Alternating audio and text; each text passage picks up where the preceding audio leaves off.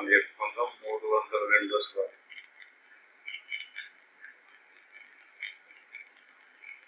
యదా సువర్ణం పుటపాకశోదితం త్యక్త్వా మలం స్వాత్మగుణం సముచ్యతి తదా మనశ్చత్వరజస్తమో మలం ధ్యానేన సంత్యజ్య శమేతి తత్వం.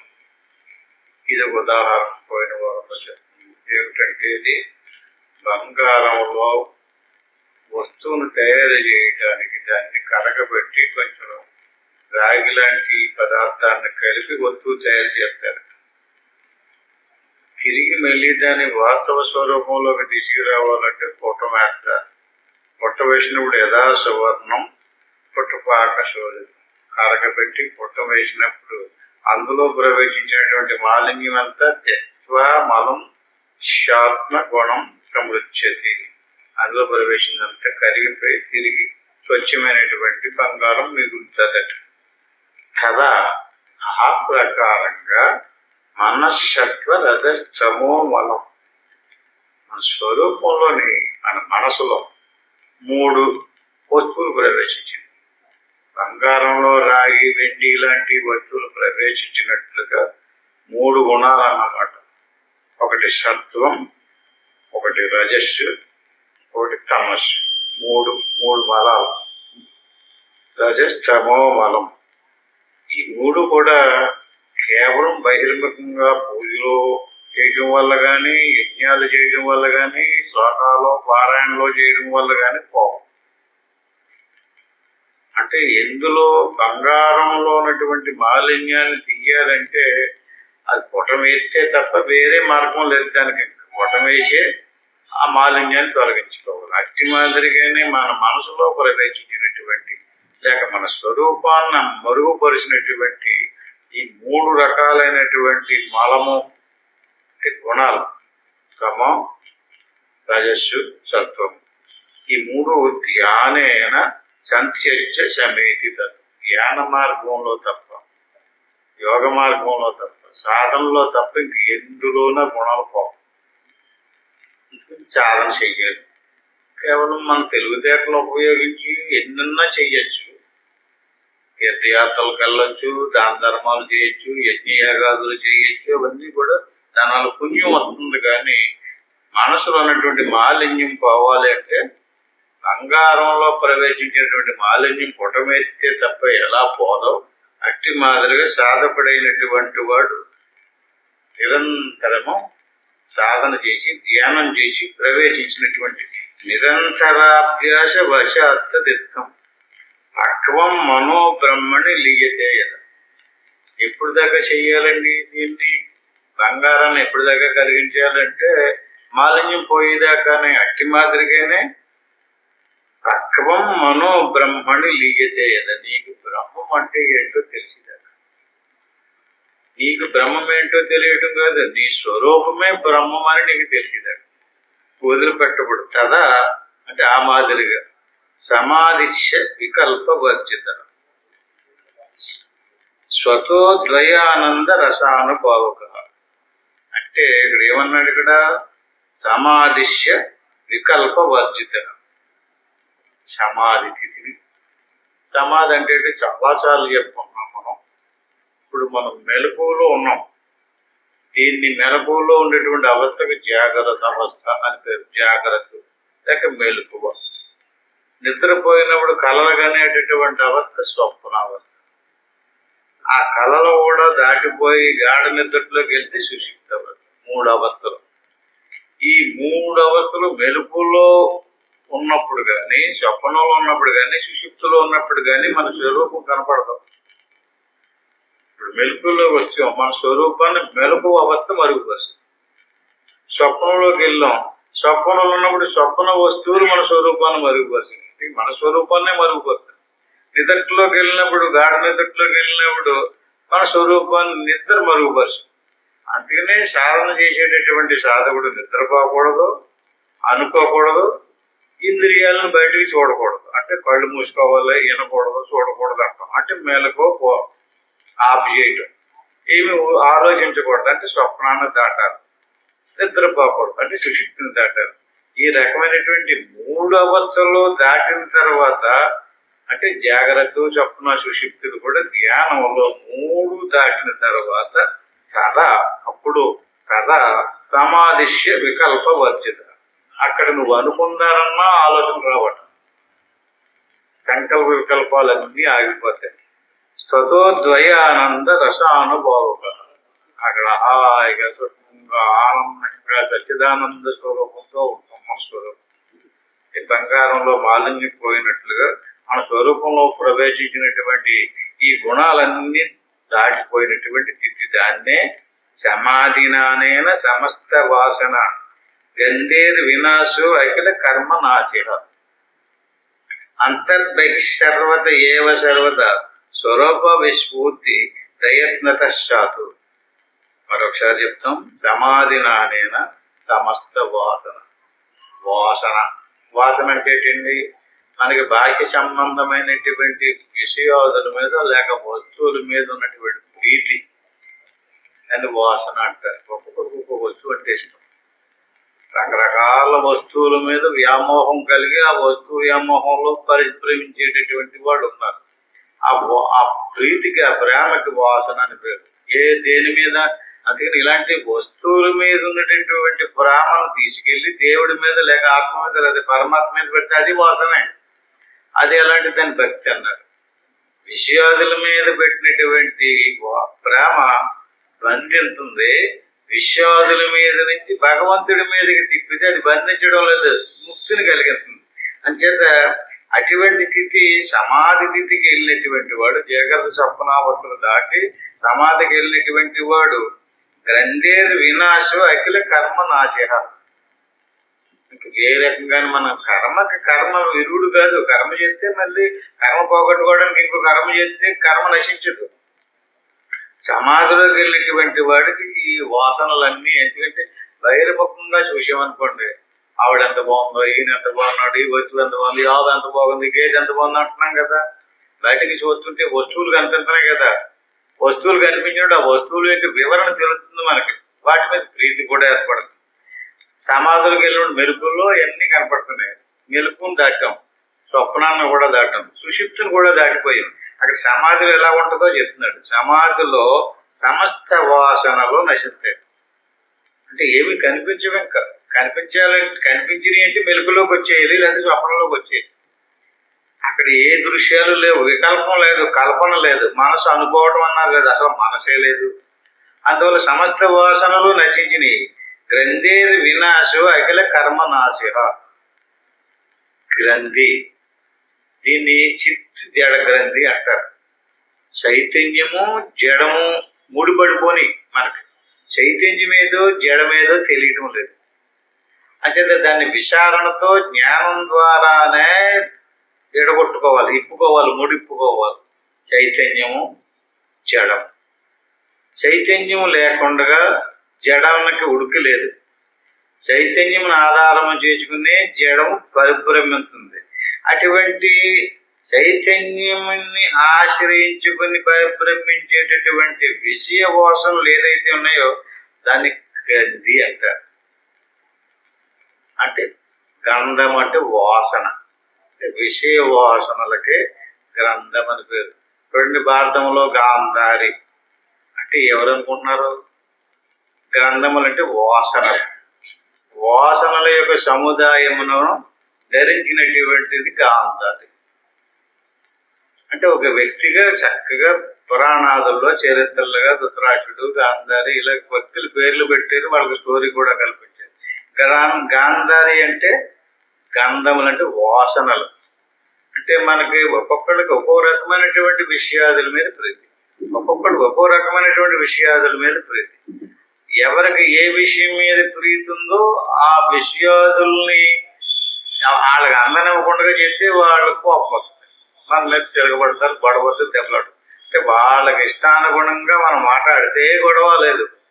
అలా కాకుండా వాళ్ళకి ఇష్టానికి అనుగుణంగా మాట్లాడకుండా అలా కాదండి మీరు మాట్లాడిన తప్పు అని చూడండి, అక్కడ ఏమవుతుంది?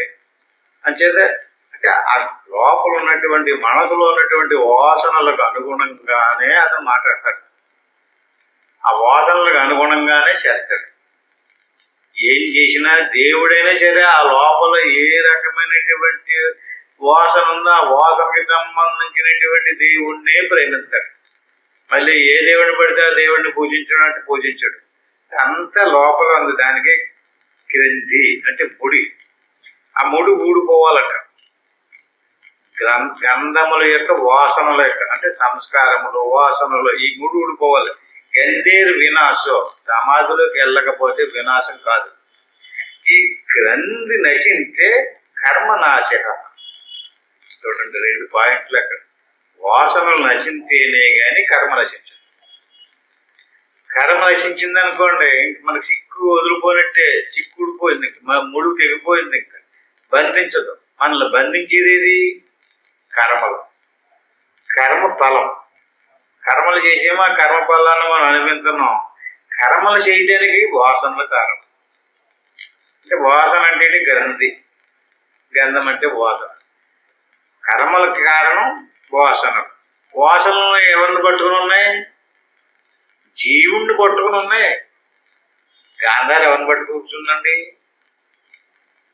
ధృతరాష్ట్రుడిని పట్టుకుని ఉంది. ధృతరాష్ట్రుడు ఎవరు? జీవుడు.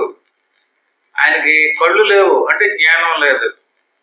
అటువంటి జ్ఞానం లేనటువంటి ధృతరాష్ట్రుడి గాంధారి పట్టుకున్నట్టుగా వాసనల సముదాయం జీవుడిని పట్టుకున్నది. జీవుడి వాసనల యొక్క సముదాయాన్ని ఆశ్రయించి దానిని పట్టుకుని కర్మలు చేసేది. ఆ కర్మలకు ఫలం వస్తుంది. కర్మ ఫలాన్ని అనుభవించడానికి జనన మరణాలు వస్తున్నాయి. అంటే ముందు మనం ఏం చేయాలి? సమాధినానేన సమస్త వాసన. నువ్వు ఏదో రకంగా నిరంతరము సమాధి స్థితిని పొందడానికి సాధన చెయ్యాలి. అలా సాధన చేసినప్పుడు అక్కడ వాసనలు గ్రంథేరు వినాశో. వాసనలు నశిస్తుంది. సమాధిలోకి వెళ్తేనే వాసనలు నశిస్తే కర్మనాశ. ఎంత కర్మ అంటే అఖిల కర్మనాశ. ఎప్పుడైతే వాసనలు నశించి కర్మలు నశించిపోయినాయో, సంస్కారాలు అయిపోయినప్పుడు ఏమైంది? పుటం వేసిన బంగారంలో శుద్ధం అయిపోయింది. కేవలం ప్రత్యేగాత్మ స్వరూపం మిగిలింది. ఇంకా మాలిన్యం లేదు. ప్రకృతి సంబంధమైనటువంటి దృశ్య సముదాయం అందులో లేదు. ఇంకా అంత శుద్ధమైనటువంటి చైతన్య స్వరూపం మిగిలింది. అంతర్బహిసర్వత ఏవ సర్వత. ఈ రకంగా లోపలికి వెళ్ళి వాసనలు నశించి సంస్కార బీజాలన్నీ అణిగిపోయి కర్మ నశించినటువంటి స్వరూప సాక్షాత్కారాన్ని ప్రత్యేగాత్మ దర్శనం అంటారు. ఆత్మ సాక్షాత్కారం అంటారు. అంతర్ అంటే లోపల ఉన్నటువంటి మన యొక్క స్వరూపాన్ని దర్శించడం. అంతర్ బహి. ఇప్పుడు లోపలగా చూసాడు కదండి. లోపల ఏదైతే చూసాడో అది బయట కూడా ఉంది. బయట అంటే వెలుపల. వెలుపల ఉన్నటువంటి దానికి పరమాత్మ అని పేరు. లోపల ఉన్నటువంటి దానికి ప్రత్యేగాత్మ అని పేరు. ఈ వాసనలు నశింపజేసుకుని కర్మ నశింపజేసుకుని లోపలగా చూసినటువంటి వాడు లోపల ఉన్నటువంటి ఆత్మ చైతన్యం ఏదైతే ఉందో, ఆత్మస్వరూపం ఏదైతే ఉందో బయట కూడా అదే కనపడుతుంది. అంతర్బహి సర్వత ఏవ సర్వత. లోపల అదే. ఇదేంటి నేను లోపల చూసింది ఇలా బయటకు ఎలా వచ్చేసింది అనుకుంటాడు. సమాధి స్థితి అనుభవించినటువంటి వాడికి అలా ప్రశాంతంగా జాగ్రత్త చప్పున సుషుప్తి దాటి శ్వాస మనసు అంతా అణిగిపోయిన తర్వాత అక్కడ కలిగినటువంటి అనుభూతి ఎవడైతే పొందాడో బయటకు వచ్చిన తర్వాత కూడా పోదంటున్నారు ఇక్కడ. ఎందుకంటే లోపల అదే ఉంది. బయటకు వచ్చేటప్పుడు బయట ప్రపంచం ఉంది. బయట ప్రపంచం దేనిని మరుగుపరిచింది? పరమాత్మ మరుగుపరిచింది. లోపల స్వరూపాన్ని ఏది మరుగుపరిచింది? ప్రత్యేగాత్మను మరుగుపరిచింది. ఇంతకీ లోపల స్వరూపాన్ని మరుగుపరిచిందని అవిద్య అంటారు. బయట పరమాత్మ స్వరూపాన్ని కనపడకుండా మరుగుపరిచిందాన్ని మాయ అంటారు. మాయా విద్యలు 2 సమాధిలో పోయినాయి. అందువల్ల స్వరూప విస్మృతి యత్నతశ్చాతు. అందుచేత నీవు నిరంతరము నాయన నిరంతరము ప్రయత్నం చేయి. మళ్ళీ మళ్ళీ ప్రయత్నం. ఇంక వేరే దారి లేదు. నీకు మళ్ళీ జన్మరాజ్యం కలగాలి, మోక్షం పొందాలి అనుకుంటే ఇదే దారి తప్ప ఇంకొక దారి లేదు. ఈ రకంగా శృతే శతగుణం. శాస్త్రాలన్నీ ఇదే చెప్తున్నాయి. నువ్వు శాస్త్రాలు చదువు. శాస్త్రాలు చదవడం వల్ల నీకు కొంత స్ఫూర్తి వస్తుంది. సత్యం తెలుస్తుంది. ఏది దేవుడో ఏది దేవుడు కానుందో శాస్త్రం చదవలేటటువంటి అంటే శృతి అంటే వేదం లేక ఉపనిషత్తు. శృతే శతగుణం. విద్యాన్ మననం మననాదపి నిధిధ్యాసం. అంటే ఎలా చెప్పాడంటే శాస్త్రాన్ని గురువుల దగ్గర కూర్చుని విన్నామనుకోండి, ఆ వినినటువంటి దానికంటే 100 రెట్లు విద్యాన్మరణం. చదివాడు, చదివిన దాన్ని మళ్ళీ గురువు దగ్గర కూర్చుని కన్ఫర్మ్ చేసుకున్నాడు. కన్ఫర్మ్ చేసుకున్నటువంటి దాన్ని వినడం వల్ల, చదవడం వల్ల ఏ జ్ఞానం అయితే వచ్చిందో దాన్ని శ్రవణము అంటారు. ఈ శ్రవణం అయినది కదండి, ఈ శ్రవణం అయినటువంటి వాడు మళ్ళీ ఇంటికి పోయిన తర్వాత మళ్ళీ దాన్ని వదిలేకూడదు. వెంటనే ఇప్పుడు చెప్పుకున్నాం కదా, వెంటనే సమాధిలోకి ఏమీ వెళ్ళిపోదండి. దాన్ని మనం గట్టిగా పట్టుకుని ఉండాలి. ఏం చెయ్యాలి ఇప్పుడు? ఇవాళ ఏం చెప్పారు? ఇంటికి వెళ్ళిన తర్వాత పిల్లలు బుద్ధి పట్టుకుని చెప్పాలి. కథ అయితే చెప్తాం, ఇది ఎలా చెప్తాం, ఏమని చెప్పారు, ఇది జాగ్రత్త, ఇది స్వప్నం, ఇది సుషుప్తి, ఈ జాగ్రత్తల వస్తువులు, ఈ స్వప్నంలో వస్తువులు, జాగ్రత్త స్వప్నాలు దాడితే సుషుప్తి, అది దాడితే తురీయం, అదే సమాధి స్థితి. ఈ తురీయాన్ని అనుభవించాలన్నారు. ఈ రకంగా శాస్త్రాలు ఏం చెప్పిన ఇప్పుడు చెప్పి శాస్త్రమే కదా చెప్పుకున్నాం మనం. శాస్త్రం చెప్పినటువంటి దాన్ని విన్నాం, చదివాం, దీన్ని శ్రవణం అంటారు. ఈ రకంగా గురువు గారు చెప్పినటువంటిది ఏదైతే ఉందో శృతే శతగుణం. దీనికంటే విన్నదానికంటే, ఇప్పుడు మీరు వినినటువంటి దానికంటే ఇంటికి వెళ్ళి దానిని మళ్ళీ మళ్ళీ తలపకు తెచ్చుకుంటే దాన్ని మననం అంటారు. అది 100 రెట్లు ఎక్కువ. విన్నదానికంటే మననం 100 రెట్లు. ఈ రకంగా విద్యాన్ని మననం మననాదపి నిధిధ్యాసం. శ్రవణము, మననము, నిధిధ్యాసం. నిధిధ్యాసం 1,00,000 గుణమనంతం.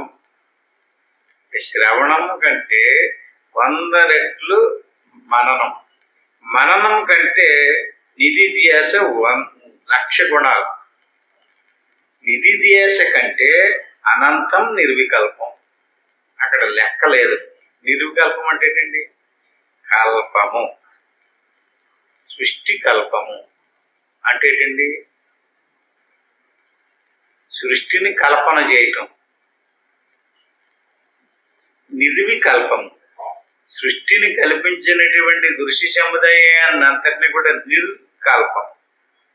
నిర్వికల్పం అంటే ఏ ఆకారము లేకుండా కరిగిపోయినటువంటి స్థితి. అంటే ద్రవ రూపములో ఉప్పు గట్ట కట్టిందండి.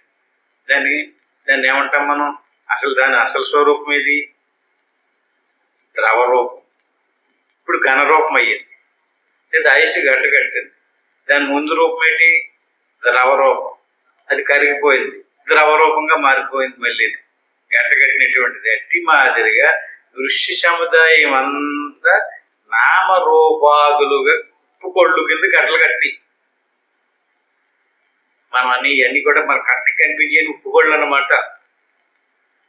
ఇప్పుడు ఒక్కొక్కడికి ఒక్కొక్క ఆకారం, ఒక్కొక్కడికి ఒక ఆకారం వస్తుంది కదా. మేము ఒప్పుకోమండి, నీరు ఎలా గట్ట కట్టదండి, నీరు ద్రవం కాదండి, అది ద్రవ పదార్థం అండి, అది గట్ట కట్టదండి, అది ఘన పదార్థంగా మారదండి అని వాదించవచ్చు కదా. మరి ఉప్పు మారిందా? నీరే కదా అది. ఉప్పు కొళ్ళుగా ఎందుకు మారింది? అట్టి మాదిరిగా మనందరం ఉప్పు కొళ్ళు కింద మారాం. ఒక ఉప్పు కొళ్ళు కాదు ఇక్కడ, అన్ని ఉప్పు కొళ్ళే. కానీ నీటి యొక్క వాస్తవ స్వరూపం ఏంటి? ద్రవరూపం. ద్రవరూపం అంటే శవికల్పము, నిర్వికల్పం అంటారు. శవికల్పం అంటే దృశ్య రూపములో కల్పించబడటం. దేనిని కల్పించారు ఇంతకనే? నీటినే ఐష కింద కల్పన చేశారు, ఉప్పు గన్ను కింద కల్పన చేశారు. దాన్ని ఆ కల్పనని మళ్ళీ నిర్వికల్పం, ఆకారరహితంగా కల్పన చేయడం. నిర్వికల్పం అంటే దృశ్యం కరిగిపోయి మన స్వరూపం కోల్పోము. ఇప్పుడు నేనున్నానని తెలుసు. ఎలా ఉన్నావు అని అడిగితే ఇప్పుడు కొన్ని ఆకారంలో ఉన్నానంటున్నాడు కదా. ఘనరూపం నామరూపాదులతో, స్త్రీ పురుష రూపాలతో కనపడుతుంది ఆకారాలు. ఈ ఆకారాలన్నీ ఇలాగే ఉన్నాను నేను, ఇది నేననే భావన కదా కనపడుతుంది. ఇది నిజమే అంటే ఘనరూపం ధరించింది. ఇప్పుడు ఇది ఏమవ్వాలి? నిర్వికారము లేక నిర్వికల్పం. ఏ కల్పము లేదు, కరిగిపోయింది. అంటే సమాధిలోకి వెళ్తే కరిగిపోతుంది. మెలుగులోకి వచ్చేటప్పుడు ఉప్పుకొని అయిపోతుంది అనుకుంటారు. అంటే లోపలికి వెళ్ళాలి. సమాధిలోకి వెళ్ళి మన స్వరూపం చూసుకునేటప్పటికి ఏంటి, నాకు చెయ్యి ఉండాలి, కాలు ఉండాలి, ముక్కు ఉండాలి, కన్ను ఉండాలంటే అవి కనపడవు. ఎందుకని? కరిగిపోతే ఆకారం ఎక్కడ వచ్చింది? ఘన ఆకారం లేదు కదా. అంటే ఘన పదార్థం కాదు మన స్వరూపం, ద్రవ స్వరూపమే, జ్ఞాన స్వరూపమే. అందుకని జ్ఞానం అన్నారు. చేత నిర్వికల్పం, అనంతమైనటువంటి గుణాలు కలిగినటువంటిది. నీవు దేవుడు అని తేలిదు అక్కడే. నువ్వు ఎంత చదువు, ఎంత విను, ఎన్ని చెయ్యి, నీవు దేవుడివని నీ అంతట నీకు నిర్ధారణమయ్యేటటువంటి స్థితి ఎక్కడ? సమాధి స్థితి. దాన్నే తుడి స్థితి అంటారు. నిర్వికల్పక సమాధినా స్ఫుటం బ్రహ్మతత్వం అవగమ్యతే ధ్రువం. ఎవరికైతే ఈ రకమైనటువంటి నిర్వికల్పక సమాధి స్థితిని పొందలేదో అటువంటి వాడికి బ్రహ్మతత్వం అవగమ్యతే ధ్రువం. బ్రహ్మతత్వం అతనికి ఉన్నాడు, అవగమ్యతే ధ్రువం. నిశ్చయం అవదు. నిశ్చయం అవడేటండి, ఏది నిశ్చయం అవదు? బ్రహ్మతత్వం అతనికి అవగమ్యం అవదంటే అవగాహనకు రాదు. ఎంత చదవండి, ఎన్ని వినండి, చదివికోది బాగా మైండ్గా పెట్టి ఇంకొకరు చెప్పగలుగుతాం తప్ప బ్రహ్మస్వరూపం అంటే ఏమిటో, ఆత్మ అంటే ఏమిటో, పరమాత్మ అంటే ఏంటో తెలియాలంటే నిర్వికల్పక సమాధినా స్ఫుటం. ఆ నిర్వికల్పక సమాధిని పొందాలి. అలా పొందకపోతే బ్రహ్మతత్వం అవగమ్యతే ధ్రువం. బ్రహ్మం అంటే ఏంటో తెలుసు. అదొక పదంగానే మిగిలిపోతుంది, అదొక వాక్యంగానే మిగిలిపోతుంది. ఆత్మ అదొక వాక్యం, పరమాత్మ అదొక వాక్యం. అంటే ఆత్మ అవగాహనకు రాలేదు, పరమాత్మ పడడం లేదు మనసులో. ఎందుకని? మనకు తెల్లలేదు, అవగమ్యతే తెలియలేదు. ధ్రువం అంటే పోకూడదు. ఒక్కసారి నీకు గనక బ్రహ్మతత్వాన్ని అవగాహనకు తెచ్చుకుంటే, అనుభవంలోకి వచ్చినట్లయితే ధ్రువం అదిగిపోదు. వెలుగులోకి వచ్చిన పోదంటే స్థితి, ఆ అనుభవం, ఆ స్థితి. ఇప్పుడు నాకు సాధనలోకి వెళ్ళాలండి, అక్కడ చాలా బాగుందండి, మళ్ళీ మెలుగులో వచ్చేది పోయింది అంటున్నాడు కదండి. మెలకువ, స్వప్నము, సుషుప్తి ఎవరికి వచ్చినాయి? నాకు. మెలకువ నేను కాదు, మెలకువలో వస్తువులు నేను కాదు. స్వప్నం నేను కాదు, స్వప్నంలో వస్తువులు నేను కాదు. సుషుప్తి నేను కాదు, సుషుప్తిలో శూన్యము నేను కాదు. ఈ మూడు అవస్థలకు సంబంధించినటువంటి దృశ్యముదాయాలు ఎవరికి? నాకు. అంటే నేను అనుభవంలోకి రావాలి కానీ నన్ను మరుగుపరిచి నా చుట్టూరు పరిణామం చెందేటటువంటి వస్తువు యొక్క జ్ఞానం కాదు మనకు కలగడం. వెలుగులోకి రాగానే మన శరీరానికి సంబంధించినటువంటి జ్ఞానం స్పష్టంగా దొరుకుతుంది. వెలుగులో వచ్చినప్పుడు మన శరీరం ఎలా ఉందో, శరీరం ఏ రూపంలో ఉందో, శరీరానికి ఏమేమి కావాలో అన్ని తెలుస్తున్నాయి కదండి. దాని యొక్క అవసరాలు, దాని యొక్క లక్షణాలు. అలాగే స్వప్నంలోకి వెళ్ళి ఏ అవస్థలోకి వెళ్తే ఆ అవస్థకి సంబంధించినటువంటి వస్తువు స్ఫుటంగా తెలుస్తుంది. కానీ ఆ అవస్థకి సంబంధించినటువంటి దృశ్య సముదాయం అంతా ఎవరిని ఆవహించుకుని ఉంది వాడు తెలుసుకోలేదు. వాడు తెలియాలంటే సమాధి స్థితికి వెళ్తాడు.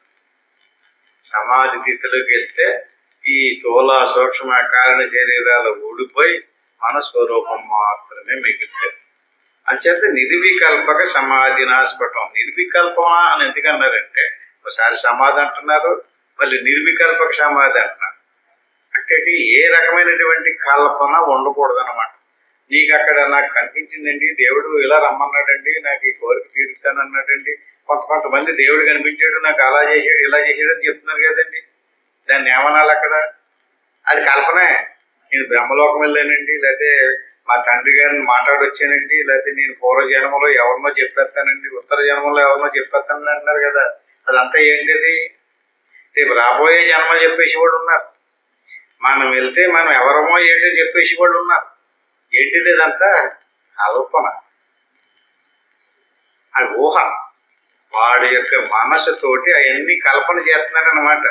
అలాంటి వాడి దగ్గరికి అసలు వెళ్ళకూడదు. అది నిర్వికల్పక స్థితి కాదు, అదంతా కల్పనే.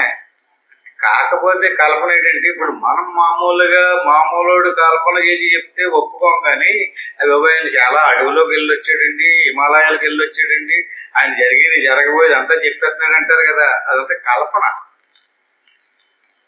దానివల్ల మనకి ఏ ప్రయోజనము ఉండదు, ఆడు ఎన్ని చెప్పేసినప్పటికీ కూడా. ఎందుకని అది సమాధితి కాదు. సమాధితిలో ఏ రకమైనటువంటి కల్పన ఉండదు.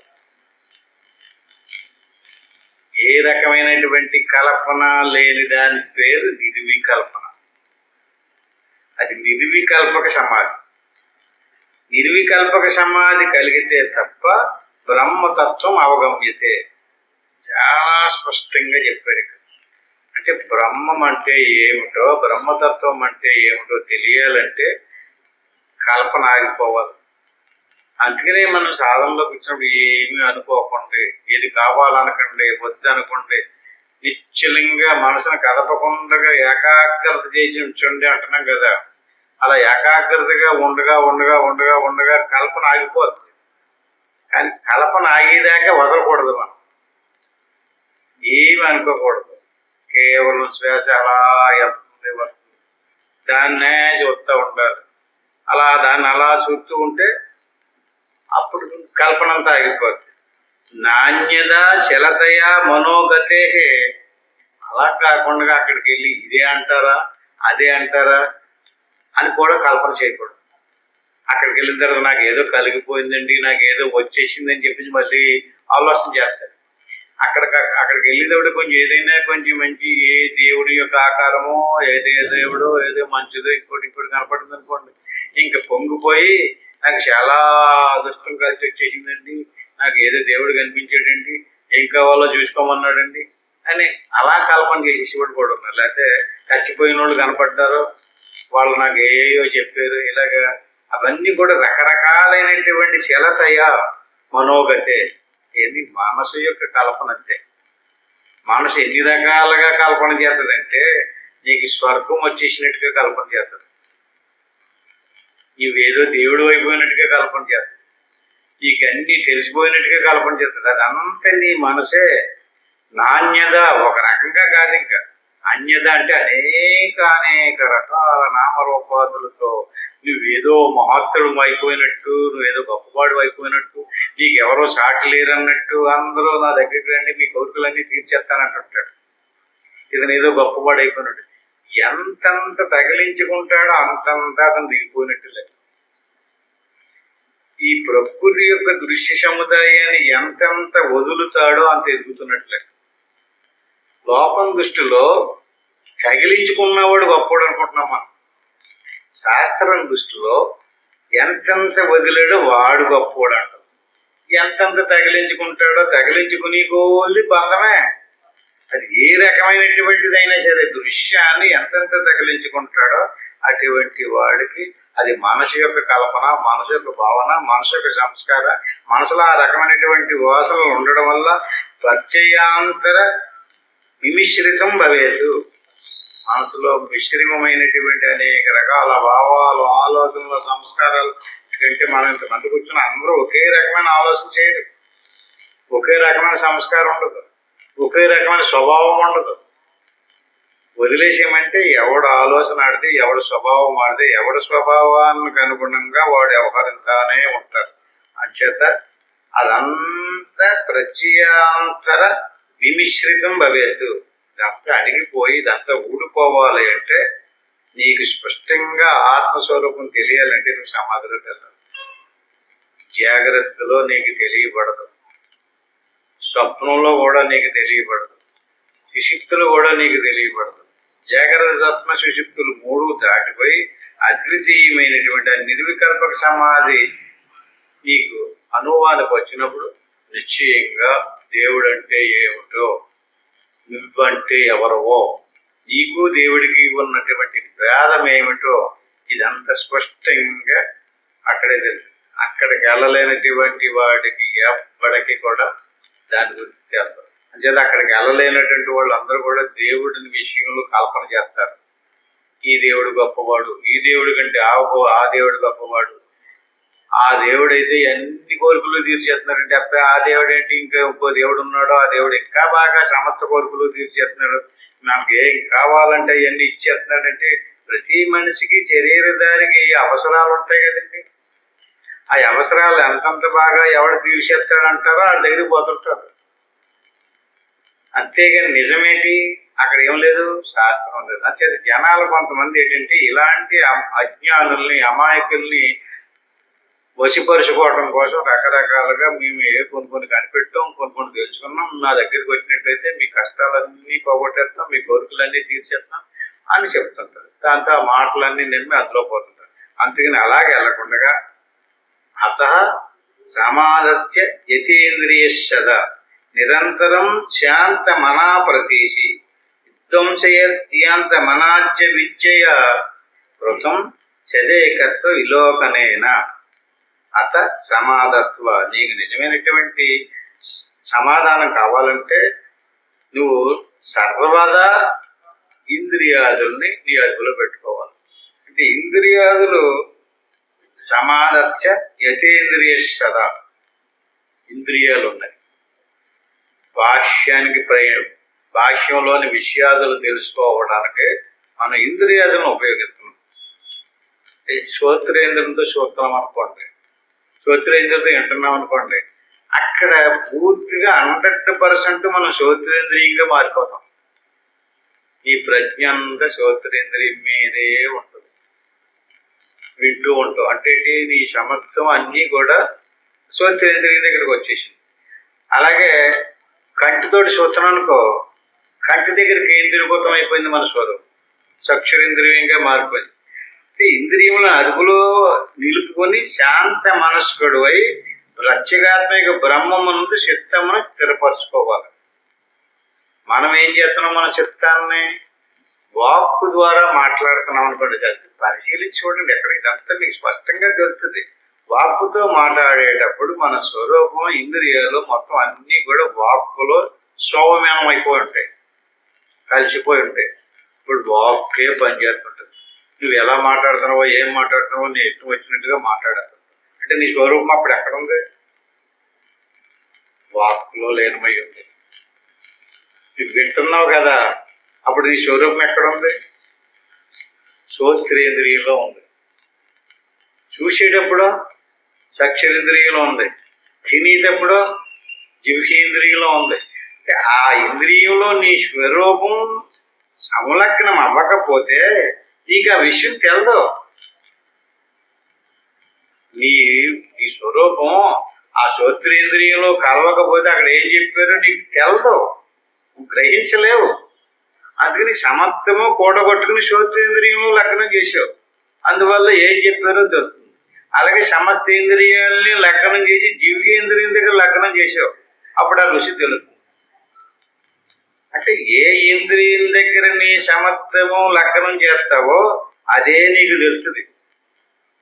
జిహ్వేంద్రియమో పుష్యేంద్రియమో ఏ ఇంద్రియం దగ్గర నీ చిత్తాన్ని లగ్నపరుస్తావో మొత్తం నీ ఆత్మస్వరూపం అక్కడ లగ్నమై ఉంటుంది.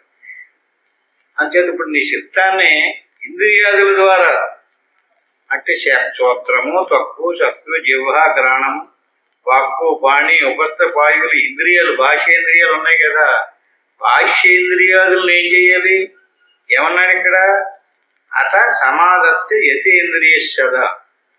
ఇంద్రియాదులు కూడా పోకంటున్నాడు. ఆవు కూడా పోయిన, గొర్రె కూడా పోయిన గొల్లోడుకులాగా ఇంద్రియాలు కూడా పోతున్నాం మనం. ఏమన్నా అర్థమైందా? ఇంద్రియాదులు ఎటుపోతుంటే ఇంద్రియాలకి ఏది విషయమో ఆ విషయానికి ఇంద్రియం వెళ్ళిపోతుంది, ఆ ఇంద్రియం వెనకాల మనం వెళ్ళిపోతున్నాం. ఇంద్రియ విషయం ఉంది, ఇంద్రియం ఉంది, ఇంద్రియం వెనకాల మనం ఉన్నాం. అక్కడ ఎన్ని ఉన్నాయి, 3 ఉన్నాయి. ఇంద్రియ విషయము, ఇంద్రియము, ఇంద్రియానికి ఎడ్డున్నాడు కదా ఆయన గారు. అంటే ఇంద్రియాదులు కూడా పోకరా, ఇంద్రియాదులను ఆపు అంటున్నాడు. ఇంద్రియాదుల్ని సంయమ్యం అమర్చుకుని ఇంద్రియాదులంపడ వెళ్ళకుండా లోపలికి తిరిగాడు అనుకోండి. లోపల తిరిగినప్పుడు లోపల తిరిగి ఏం చేస్తున్నాడు? మనసులో శ్వాసను చూస్తున్నాడు. ఇప్పుడు శ్వాసను చూడగా శ్వేడగా ఏమవుతుంది? ఇక్కడ కంటి ద్వారా చూసినప్పుడు ఎలాగైతే చక్షువులో విలీనం అవుతున్నాడో అట్టి మాదిరి శ్వాసలో విలీనం అవుతాడు. శ్వాసను ఏమి అనుకోకుండా శ్వాసను చూడగా ఏమవుతున్నాడు? శ్వాసలో లగ్నం అవుతున్నాడు. తన స్వరూపం అతనికి ఇంకా శ్వాసే తెలుస్తుంది, ఇంకోటి తెలుస్తలేదు. అట్టిటికి చెప్తున్నాడు. అంటే బ్రహ్మమునందు చిత్తమును స్థిరపరచుకోవాలి. ఆత్మయందు నీ మనసును లగ్నపరచాలి. విషయాదుల మీద ఎలా లగ్నపరుస్తున్నావో సచ్చిదానంద బ్రహ్మముతోట నీ ఏకత్వమును కనుగొనాలి. అంటే నీకు బ్రహ్మమునకు భేదము లేనటువంటి స్థితి నువ్వే తెలుసుకోవాలి. శాస్త్రాలు చెప్తుంటే, గురువులు చెప్తుంటారు, బాబు నువ్వెవరో కాదు, నువ్వు సాక్షాత్తు దేవుని యొక్క అంశమే. శ్రీకృష్ణుడు కూడా అవతారం ఎంత చెప్పాడు? మమైవాంశో జీవలోకో జీవభూత సనాతన. సనాతనమైనటువంటి ఏ దేవదేవుడైతే ఉన్నాడో ఆ దేవుడేనయ్యి జీవులందరూ కూడా నాయంశమే. మమైవాంశో ఎవరంశము? దేవుని యొక్క అంశము. ఈ రకంగా మనం సాక్షాత్తు బ్రహ్మం యొక్క అంశం కాదు బ్రహ్మమే అనేటువంటి స్థితిని మనం తెలుసుకోవాలి. అనుభవపూర్వకంగా తెలుసుకోవాలి. ఎవడైతే అనుభవపూర్వకంగా తెలిసిందో వాడికి కర్మ నశిస్తుంది, మోక్షం కలుగుతుంది. ఈ రకంగా నిరంతరము ఈ ఇంద్రియాదుల ద్వారా పోకుండా లోపల మనసుతో అనుకుంటున్నాడు అనుకోండి, అప్పుడు మన స్వరూపం దేనిలో లగ్నం అవుతుంది? కంటి ద్వారా చూసినప్పుడు కంటితో, చెవి ద్వారా విన్నప్పుడు చెవితో లగ్నమైనట్లుగా మనసుతో ఏదో ఊహిస్తాను కదండి. చూడండి, మీరు అలా పరిశీలించి చూడండి. అలా ఖాళీగా కూర్చుని మనసుతో ఏదో అనుకుంటున్నారు అనుకోండి, అప్పుడు మీ స్వరూపం ఎందులో లగ్నమైంది? మనసులో లగ్నమైంది. అంటే మనసు ఏది కల్పంటుందో మీ స్వరూపం అందులో లగ్నం అవ్వకపోతే మనసు ఏది అనుకోలేదు. మన స్వరూపం ఆ కంటిలో లగ్నం అవ్వకపోతే కన్ను చూడలేదు. బాబు నీ ఎదురుకుండగా ఇలా ఎవడో వెళ్ళాడు, ఎవరండి అతను అని అడిగారు అనుకోండి, అది వెళ్ళటం నిజమే కానీ అతను నేను ఎవడో పరిశీలనగా చూడలేదు అంటాడు. అంటే మన స్వరూపం అక్కడ లగ్నం అవ్వలేదు. అట్టి మాదిరిగా మన స్వరూపం మనసులో లగ్నం అవుతుంది అనుకోండి, అప్పుడు లగ్నమైనప్పుడు మనసు వేరే రకరకాలైనటువంటి అతనికి తీపికరమైనటువంటి గుర్తులు, చిన్నప్పుడు కానీ సుఖకరమైనటువంటి, బాధాకరమైనటువంటి అనేకమైనటువంటి కల్పన చేస్తూ ఉంటుంది. వాటిలో అలా ఆనందంగా నవ్వుకుంటూ వినోదంతా ఉంటాడు. ఎంతో సంపాదించేసి సాధించేసినోడు లేక అంతా కల్పనలోనే ఉన్నాడు. చేత మనసులో లగ్నం అవ్వకం, ఇంద్రియాల్లో లగ్నం. బయటి ఇంద్రియాలలో ఎలాగైతే నిరోధించాడో అట్టి మాదిరిగా లోపల ఇంద్రియాలని కూడా అట్ట సమాదర్శ యతేంద్రియ శత బాహ్యేంద్రియాదులను ఎలా సంయమనం పరుచుకున్నాడో నిరంతరం శాంత మనాప్రతీతి. లోపల మనసును కూడా శాంతంగా ఉంచుకోవాలి. నిరంతరం శాంత మనాహ ప్రతీతి అంటే మనసులో ఏమీ అనుకోకూడదు. మనంతటా మనమే అలా ఏదో ఒకటి అనుకోవడం వల్ల అలవాటు అయిపోయి ఖాళీ దొరికితే చాలు ఏదో ఊహించుకోవడం అలవాటు చేసుకున్నాం. అది మనం చేతులారా చేసుకున్నదే. అది బాహ్యేంద్రియాదుల్ని కళ్ళు మూసుకున్నట్టే పర్వాలేదు. కళ్ళు మూసుకుని ఊరుకున్నాట లోపల మనసుతోటి శాంత మనాహ లేదు. మనసును అదుపు చేసుకోలేదు. విధ్వంసయంత మనాద్య విద్యాయ. ఈ రకంగా అనాది నుంచి కూడా అవిద్యకు చిక్కుకున్నాడు. అవిద్య వలయంలో చిక్కుకుని అవిద్య మాయలో పడిపోయి ఈ రకంగా కృతం చదేకత్వ విలోకనేనా ఈ రకంగా చేతులారా అద్భుతమైనటువంటి స్వరూపాన్ని తానే కప్పేసుకుంటున్నాడు. కప్పేసుకుని సత్యం తెలియకుండా పోతున్నాడు. యోగస్య ప్రథమం ద్వారం వాంగ్ నిరోధో అపరిగ్రహ నిరాశాస నిరీహాస నిత్యమేకాంతశీలత. దీనికి ఉపాయం ఏంటి అన్నప్పుడు ఏం చెప్పారంటే యోగస్య ప్రథమం ద్వారం వాంగ్ నిరోధో అపరిగ్రహ. వాక్కు అంటే మాట్లాడేటటువంటి నిరోధం అంటేనా ఎవడైతే వాక్కును అదుపులో పెట్టుకోవటం లేదో వాడికి ఆత్మసాక్షాత్కారం కలగదు. లోడా లోడా మాట్లాడుతూనే ఉంటాడు. ఒకడు ఎక్కువ మాట్లాడుతుంటాడు. ఎందుకు చిన్నప్పటి నుంచి ఎక్కడెక్కడ తిరిగాడో, ఏం చేశాడో, ఏం చూసాడో మొత్తం చెప్తానే ఉంటాడు. పోనీ బయట విషయాలు కాకపోతే మొత్తం ఇలాంటి శాస్త్రాలు ఎన్ని చదివించానండి, నేను అన్ని చదివించానండి, శ్లోకాలు చదువుతుంటాడు, పాటలు పాడేస్తుంటాడు. అంటే పాడాడు అంటే చదివాడు అంటే ఏమొస్తున్నట్టు వాక్కు బయటకు వచ్చేస్తుంది కదా. యోగస్య ప్రథమం ద్వారం వాంగ్ నిరోధో అపరిగ్రహ. రెండు చెప్పాడు ఇక్కడ. యోగాన్ని సిద్ధింపజేసుకోవాలనుకున్నటువంటి సాధకుడు మొట్టమొదట వాక్కుని నిరోధించాలి, మాట్లాడకూడదు. రెండోది అపరిగ్రహ, ఎవరి నుంచి ఏమీ ఆశించకూడదు. చేయి చేస్తుంటాడు ప్రతిదానికి. ఎక్కడికంటే ఈదులంలో తిరిగేసి దండెత్తన్నారు కదండి. అది ఏంటది? ఎందుకోసమని? అపరిగ్రహం అంటే ఏంటండి? ఇతరుల నుంచి ఇతను కష్టపడి సుఖంగా జీవించడానికి ఈశ్వరుడు అతను ప్రారంభానుసారంగా ప్లాన్ చేసి పెట్టాడు. ఇతను వాక్కును నిరోధించుకోవాలి, ఇతరుల నుంచి ఏమీ ఆశించకుండా తనంతట తానుగా సుఖంగా జీవించాలి. మూడోది నిరాశాస నిరీహాస, ఏ రకమైనటువంటి ఆశ ఉండకూడదు. ఎందుకంటే అనుకుంటున్నారు అందరూ కూడా నాకు ఎలా జీవితం గడుపుతుంది అనుకుంటున్నారు. అంత జీవితంలో ఎలా నిర్ణయించబడిందో అలాగే జరిగింది. నువ్వు ఎంత కొట్టుమిట్లాడిపోయినా సరే నీకేం వచ్చి పడిపోతావు. ఈశ్వరుడు నువ్వు చేయలేనటువంటి కర్మ ఫలాన్ని నీకు ఇవ్వడం. నువ్వు ఇవ్వాలి, నువ్వు చెయ్యాలి, నువ్వు పెట్టాలి. ఇంతకు ముందు జన్మలో నువ్వు ఎవరికైనా ఉపకారమో సహకారమో ఏదో చేసి ఉండాలి. అది వస్తుంది అంతే. నువ్వేమీ ఎవడికి పిల్లికి బిచ్చమేయలేదు, ఎవరికి ఏ రకమైనటువంటి సహకారము చేయలేదు, దానం చేయలేదు, ధర్మం చేయలేదు, ఏమీ చేయలేదు. ఇప్పుడు మాత్రం నాకు వచ్చేయాలి, నాకు వచ్చేయాలంటే రాదు. నీవు చెయ్యినటువంటి దానికి ఈశ్వరుడు ఇవ్వడం, అది ఆయన నియమం. చేసినటువంటి దాన్ని ఇవ్వకుండా ఊరుకోవడం. నువ్వు చేసి ఉన్నావు కదా, చేసి ఉన్నటువంటి దాన్ని ఇవ్వకుండా ఊరుకోవడం అంటే నీకు వచ్చింది అంటే నువ్వు చేసి ఉన్నదే. అది నువ్వు చేయకుండా రాదు. అప్పుడు నీకేం తెలియాలి? ఈ జ్ఞానం ఉండాలి. అది తెలియక పాపం నేను ఏదేదో కొట్టుమిట్లాడిపోతే వచ్చేస్తుందేమో. ఇక్కడ ఏ బంధింతున్నాయి? వాక్కు బంధింతుంది, ఇతరుల నుంచి పరిగ్రహం తీసుకోవడం బంధింతుంది. అలా తీసుకోవాలనేటువంటి ఆశ, నిరాశ, ఆశ బంధింతుంది, నిరీహాస. నాకు ఎలా కుదురుతుంది? నేను ఎవడొకటి ఆశించకపోతే ఎలాగా? నేను ఎవడొకటి దగ్గర దండుకోవాలి, ఎవడొకటి దగ్గర తెచ్చి పెట్టుకోవాలని ఈ రకంగా నిరాశ, నిరీహాస. సత్యం ఏకాంతశీలత. సత్యం ఏంటంటే ఏది పట్టుకోమంటున్నాడు? యోగాన్ని నీకు సిద్ధింపజేసుకోవాలనుకున్నటువంటి సాధకుడు నిత్యం ఏకాంతశీలత, ఏకాంతంలో ఉండడానికి ప్రయత్నం చేయాలి. నలుగురు ఇక్కడ కూర్చున్నారనుకోండి, ఆ నలుగురు భలే ఉన్నారు, భలే కూర్చున్నారని చెప్పేసి ఆ నలుగురు ఉన్న కాడికి వెళ్ళి కూర్చోకూడదు.